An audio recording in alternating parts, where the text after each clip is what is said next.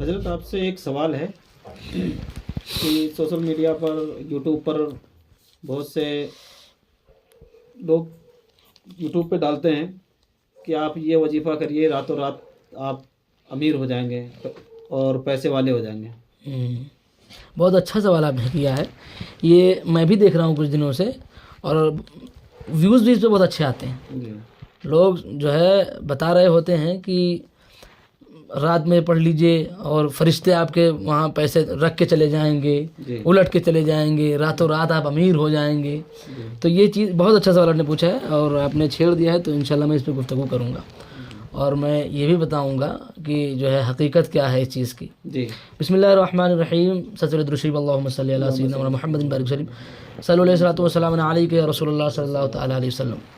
دیکھیں وظیفے کی ڈیفینیشن کیا ہے. جی وظائف بلا شبہ جی انسان کو اللہ سے قریب کرتے ہیں, جی آدمی رب تعالیٰ کا قرب حاصل کرتا ہے, تو اس میں کوئی شک و شبہ نہیں ہے. جی لیکن محض صرف اس نیت سے وظیفہ پڑھنا جی کہ جو ہے وہ مجھ کو مال ملے گا, مجھ کو دولت ملے گی, میں امیر ہو جاؤں گا, اور صاحب اس کو محنت جو کرنی تھی وہ نہیں کر رہا ہے. وہ جی جس کا حکم اس کو ملا ہے کہ آپ محنت کریے, رزق تلاش کریے, زمین پر پھیل جائیے تو اللہ آپ کو رزق دے گا, وہ نہیں کرتا ہے. سوچ رہا ہے میں وظیفہ پڑھوں گا اور میں گھر پہ پڑھا رہوں گا اور مجھے ساری نعمتیں مل جائیں گی.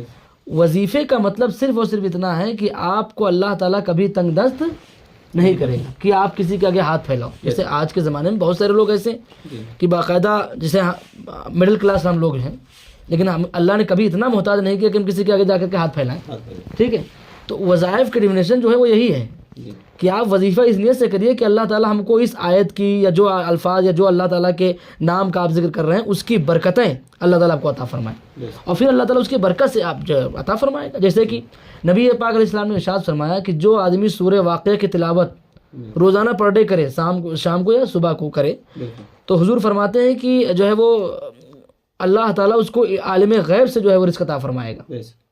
اور اس پہ میرا اجماع, میں باقاعدہ میرا اس پہ عمل ہے, 3 سال سے میں اس پہ عمل کر رہا ہوں اور الحمدللہ مجھے اس کا پورا فائدہ پہنچا ہے. لیکن آپ دیکھ رہے ہو, آپ کے ساتھ اٹھنا بیٹھنا ہے ہمارا, میں کون سا جو فارچونر میں گھوم رہا ہوں, لیکن کیا میں کبھی محتاج نہیں ہوا کسی کا.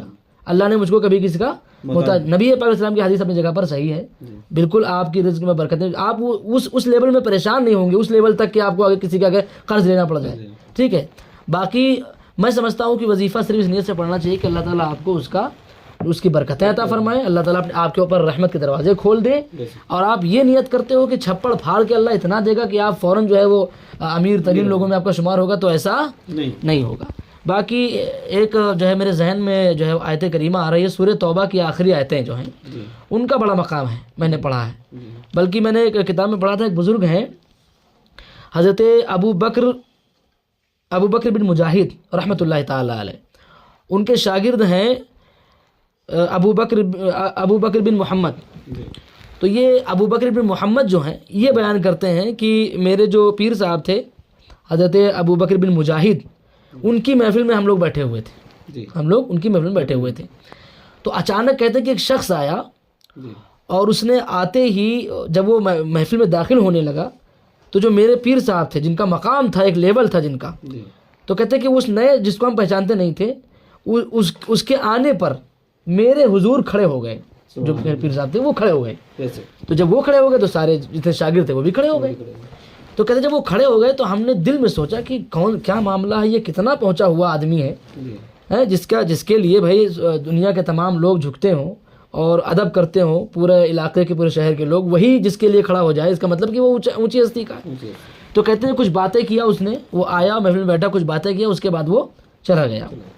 جب وہ چلا گیا تو کہتے ہیں یہ ابو بکر بن محمد جو شاگرد ہیں یہ کہتے ہیں کہ میں نے اپنے پیر صاحب سے کہا کہ حضور معاملہ کچھ سمجھ میں نہیں آیا کہ یہ کون شخص تھا, نیا تھا, اتنا مجھے کوئی اس کے جو ہے وہ اس کے بات کرنے کے طریقے سے اور آنے سے چلنے پھرنے سے کوئی ایسا نہیں لگ رہا تھا کہ بہت بڑا عالم ہے, بہت بڑا جو ہے متقی پرہیزگار ہے.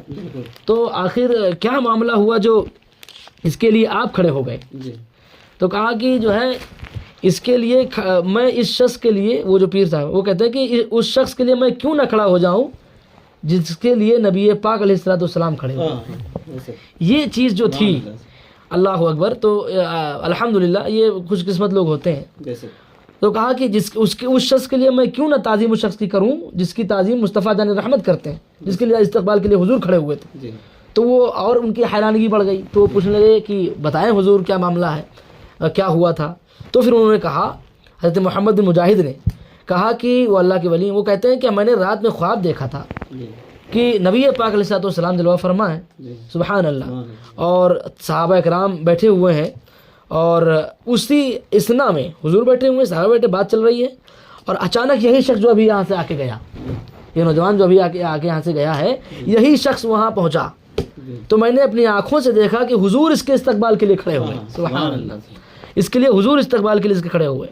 تو کہا کہ جس کے لیے حضور کھڑے ہو جائیں اس کے لیے میں کیوں نہ. اور صرف حضور کھڑے ہی نہیں ہوئے بلکہ اس نوجوان کی پیشانی پر بوسہ بھی دیا. سبحان اللہ. تو جب میں نے یہ دیکھا تو پھر میں نے خواب ہی میں نبی کونین صلی اللہ علیہ وسلم سے عرض کیا، یا رسول اللہ صلی اللہ تعالی علیہ وسلم، یہ کون سا نوجوان ہے، کیا اس نے ایسا عمل کر جس کی تعظیم کے لیے، جس کی عزت کے لیے آپ کھڑے ہو گئے. تو حضور صلی اللہ علیہ وسلم نے فرمایا کہ میں اس سے بڑی محبت کرتا ہوں. سبحان اللہ. یا حضور کیا عمل ہے اس کا؟ تو میرے آقا علیہ السلام نے ارشاد فرمایا خواب میں، حضرت محمد بن مجاہد کہتے ہیں کہ حضور نے فرمایا کہ یہ روزانہ سورہ توبہ کی آخری 2 آیتوں کی تلاوت کرتا ہے. سبحان اللہ. کہا کہ سورہ توبہ کی آخری 2 آیتوں کی تلاوت کرتا ہے، اس لیے اللہ تعالیٰ نے اس کو مقام عطا فرمایا. اور جب یہ تلاوت کرتا ہے اس کے بعد روزانہ پڑھے کرتا ہے، اور اس کے بعد یہ مجھ پر درود و سلام پڑھتا ہے. سبحان اللہ. اس سے 2 چیز بتا دی کہ درود شریف کا مقام کتنا بڑا ہے. کہ اگر بندہ روزانہ درود شریف کنٹینیو پڑھتا رہے، پر ڈے ہر کام سے وقت کو نکال کر کے حضور پر درود شریف پڑھے، تو اس کا مطلب حضور خوش ہوتے ہیں درود شریف. تو انسان کو درود شریف پڑھنا چاہیے. اب یہ جو 2 آیتوں کا ذکر کیا گیا، یہ 2 آیتیں کون سی ہیں؟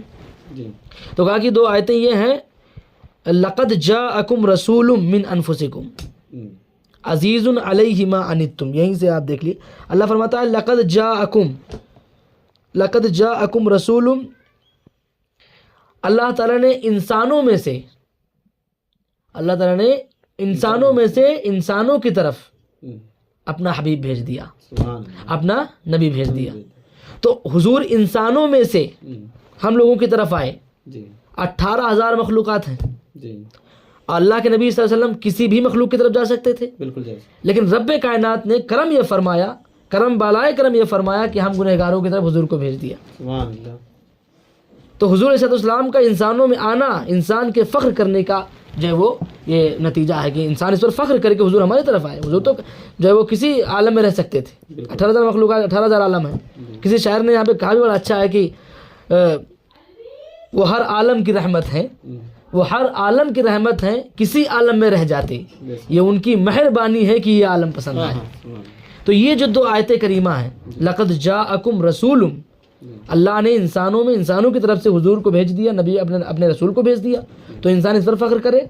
اور جو من انفسکم عزیز علیہ ما عنتم، آگے فرمایا کہ تمہارا یعنی امت کا مشقت میں پڑنا، مصیبت میں پڑنا، دکھ میں گرفتار ہونا نبی پاک علیہ السلام پر گراں گزرتا ہے. یعنی جب امتی کو تکلیف ہوتی ہے تو حضور کو بھی تکلیف ہوتی ہے. تو نبی پاک علیہ السلام پر آدمی کو کثرت سے درود شریف پڑھنا چاہیے. اور یہ جو وظائف ہیں جو میں نے ذکر کیے، سورہ واقعہ کی، سورہ توبہ کی آیت کریمہ، بلکہ اس پوری آیت کو پڑھنا چاہیے. لقد جاءکم رسول من انفسکم عزیز علیہ ما عنتم حریص علیکم بالمؤمنین رؤوف الرحیم فإن تولوا فقل حسبی اللہ لا الہ الا هو علیہ توکلت وهو رب العرش العظیم. یہ آیت کریمہ ہے، روزانہ چھوٹی سی آیت کریمہ ہے، اس کو روزانہ آدمی کو پڑھنا چاہیے. انشاءاللہ آپ دیکھیں گے کہ اللہ تعالیٰ اس کی برکتیں بھی دے گا، اور آپ جس نیت سے پڑھ رہے ہیں اس میں برکت ہوگی. آپ کاروبار کی نیت سے پڑھیں گے اللہ اس میں برکت دے گا. بس یہ نیت نہیں ہونی چاہیے کہ ہم جائیں گے آج پڑھ کے تو پھر دکان پہ ہمارے کسٹمر کی لائن لگ جائے گی. دھیرے دھیرے اللہ تعالیٰ آپ کو برکتیں دے گا، آپ کو اس کا فرق محسوس ہوگا. اور یہ جو سوشل میڈیا پر بنا رہے ہیں لوگ، اپنا ویڈیو ڈال رہے ہیں صرف ویوز پانے کے لیے ڈال رہے ہیں. میں نے تو یہاں تک دیکھا ہے کہ بس ایک بار پڑھ لیجئے ساری نمازیں آپ کی معاف ہو جائیں گی، حالانکہ کوئی ایسا وظیفہ ہے نہیں جس سے آپ کی نماز معاف ہو جائے.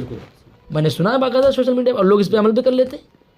آپ کتنی بھی کہیں بھی جا کر کے چادر چلا دیجیے، کتنا بھی طواف کر لیجیے، کچھ بھی کر لیجیے، لیکن جو نمازیں آپ کے ذمہ قرض ہیں، جو آپ نے چھوڑی ہیں فرض نمازیں، ان کو آپ کو ادا کرنا پڑے گا، پڑھنا پڑے گا، تبھی اس کا گناہ معاف ہوگا، ورنہ اس کا گناہ معاف نہیں ہوگا. باقی کوئی عمل وغیرہ سے ایسا نہیں ہوتا ہے. امید کرتا ہوں کہ لوگ اس کو سمجھیں گے اور اس پر عمل کریں گے.